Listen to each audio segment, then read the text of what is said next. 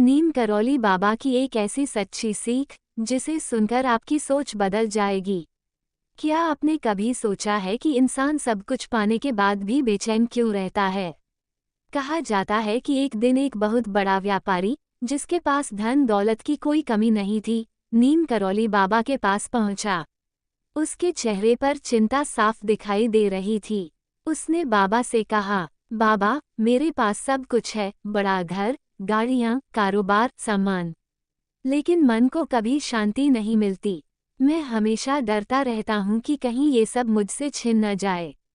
बाबा मुस्कुराए। उन्होंने कोई लंबा उपदेश नहीं दिया। उन्होंने पास रखा एक गिलास उठाया, उसमें पानी भरा और व्यापारी से बोले, इसे दोनों हाथों से पकड़कर खड़े रहो। व्यापारी ने वैसा ही किया।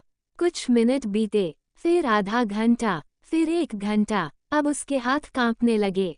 दर्द बढ़ गया। उसने कहा, बाबा, अब इसे पकड़ना मुश्किल हो रहा है। बाबा ने शांत स्वर में कहा, गिलास का वजन तो वही है, लेकिन जितनी देर तक तुम इसे पकड़े रहे उतना ही भारी महसूस होने लगा।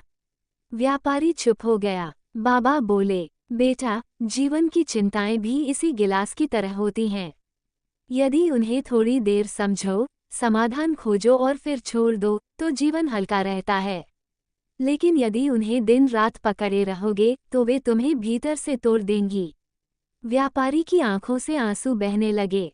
उस दिन उसे समझ आया कि समस्या का बोझ समस्या से नहीं, बल्कि उसे पकड़कर रखने की आदत से बढ़ता है।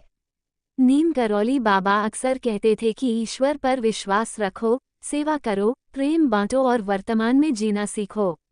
जहाँ विश्वास होता है, वहाँ भय धीरे धीरे समाप्त होने लगता है। इसलिए याद रखिए, चिंता को पकड़कर मत रखिए, विश्वास को पकड़िए, क्योंकि जहाँ विश्वास है, वहीं शांति है। अगर यह कहानी आपके दिल को छू गई हो, तो इसे दूसरों तक भी जरूर पहुँचाइए। कौन जाने, किसी की जिंदगी में यही एक संदेश नई उम्मीद जगा दे।